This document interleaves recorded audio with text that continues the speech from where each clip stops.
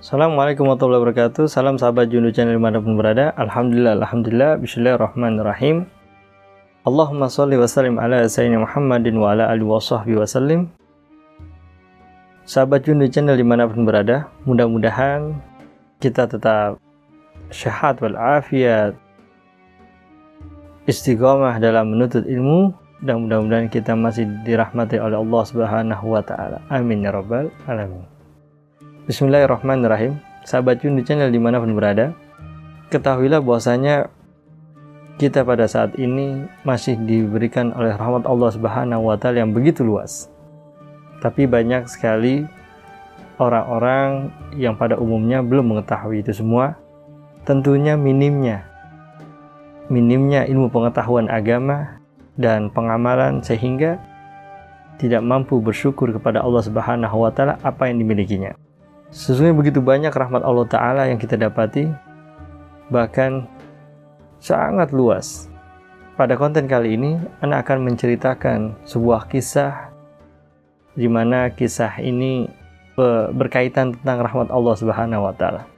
Tapi sebelum itu, bahwa kita ketahui adalah, di dalam kitab Tanbihul Ghafilin, Ana dapati dari pengajian Majlis Ta'lim Al-Kifahi, yaitu Sayyidil Walid Al-Habib Umar bin Abdurrahman Syagab. Mudah-mudahan Allah berikan sehat walafiat kepada guru kami, dan Allah angkat derajatnya, dan Allah mudahkan segurusnya. Amin ya rabbal alamin. Rasulullah SAW bersabda, Allah menjadikan rahmat menjadi 100 bagian. 99 ditahan sama Allah Subhanahu wa taala, nanti kelak di yaumil qiyamah dikasih.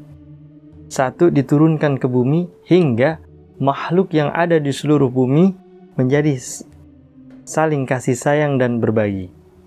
Sampai-sampai kuda menjunjung tinggi kakinya, khawatir anaknya keinjak. Sampai segitunya tuh rahmat Allah Ta'ala yang begitu luas sampai hari kiamat. Baru 1 yang diturunkan oleh Allah Subhanahu wa taala ke bumi. Nah, 1-nya lagi nanti akan ditarik ke Allah Ta'ala ketika semua makhluk meninggal dunia, dan genaplah menjadi 100 bagian itu. Kemudian nanti kelak Allah Ta'ala membagikan kepada hamba-hambanya yang berbakti kepadanya, dan kemudian diberikan lagi pada syafaat untuk Nabi Muhammad SAW. Di dalam firman Allah Subhanahu wa taala di surah Al-A'raf ayat 56, A'udzubillahi minasyaitonirrajim, Bismillahirrahmanirrahim. Inna rahmatallahi qaribum minal muhsinin. Sesungguhnya rahmat Allah Ta'ala dekat dengan orang-orang yang berlaku baik. Maksudnya orang-orang yang berbuat baik itu rahmat Allah Ta'ala dekat. Allah akan memberikan rahmat kepada orang yang berbuat baik, insya Allah. Makanya semakin orang berbuat baik, maka akan berfaedah, bermanfaat buat dirinya. Maka muncullah tuh, kalau kata guru Ani tuh, orang bisa berbuat baik itu lantaran karena rahmat Allah Ta'ala. Dan jangan mempersekutukan Allah Subhanahu wa taala dengan yang lainnya. Tuh, jika kita mau memperoleh rahmat Allah Ta'ala. Jadi memang dianjurkan kita untuk berbuat baik, untuk mendapatkan kelak nanti yaumil qiyamah mendapatkan rahmat Allah Subhanahu wa taala yang sempurna. Ada sebuah kisah dari Ibnu Yazid radhiyallahu anhu rahimah. Rasulullah SAW bersabda, tiada dosa yang tidak diampuni oleh Allah Subhanahu wa taala. Dan menceritakan, dulu pernah ada zaman sebelum kamu, ada seseorang yang membunuh banyak orang. Hampir jumlahnya itu 99. Kemudian, ini orang yang membunuh 99 ini datang kepada pendeta. Kemudian dia menanyakan kepada pendeta, apakah Tuhanku bisa menghapus dosa-dosaku? Kemudian pendeta ini menjawab, tidak bisa, karena perbuatanmu sudah terlalu banyak dosa. Kemudian orang ini mengayunkan pedangnya, kemudian menebas lehernya, sehingga genaplah dia membunuh orang menjadi 100. Kemudian setelah 100 dia membunuh, dia pergi lagi ke pendeta yang lain. Kemudian ditanya lagi, aku telah membunuh 100 orang, apakah dosaku bisa diampuni? Kemudian pendeta ini bilang, aku tidak bisa menjawab apakah bisa diampuni atau tidak. Tapi aku kasih tahu bahwasanya ada sebuah kampung yang bernama Basrah. Di situ penduduknya melakukan amalan seperti amalan penduduk surga. Dan satunya lagi ada nama kampung namanya Kampung Kafrah. Itu penduduknya selalu melakukan sebuah kemaksiatan. Apabila engkau ke Basrah dan melakukan perbuatan-perbuatan yang sama dilakukan oleh penduduk kampung itu, maka taubatmu diterima. Kemudian si pemuda ini yang telah membunuh banyak orang itu, pergilah dia ke Basrah. Di dalam perjalanan itu, si orang ini meninggal dunia.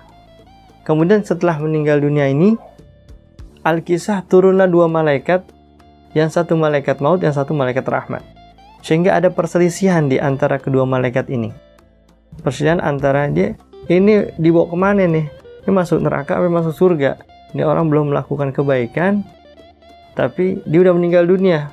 Turunlah keputusan untuk menghitung jarak antara Basrah dan Kafrah. Setelah mereka menghitung, ternyata jaraknya lebih dekat 1 jari ke Basrah. Maka diputuskanlah bahwasanya orang meninggal ini dimasukkan ke surga karena dia lebih dekat kepada kampung Basrah dan dia ada niat untuk bertobat kepada Allah Subhanahu wa taala tapi belum kesampaian.